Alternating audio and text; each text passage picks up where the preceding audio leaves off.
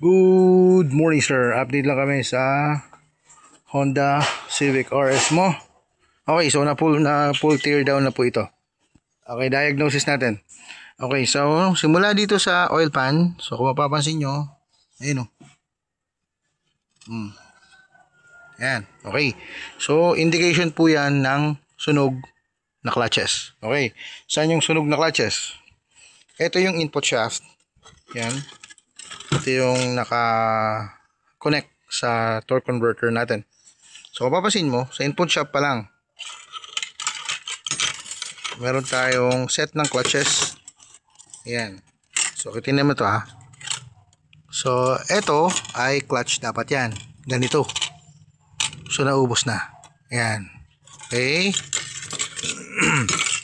Number 2, sa low and reverse. Yun.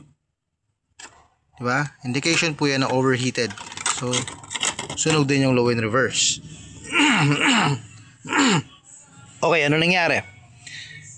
Upon checking, 2 of solenoids. So, ito, at saka yung pressure solenoid.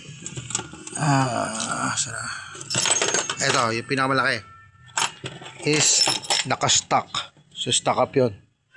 So, stuck up yun, kaya niya sinunog itong mga clutches na to. So, sa belt, merong, ayun, nakita niyo to?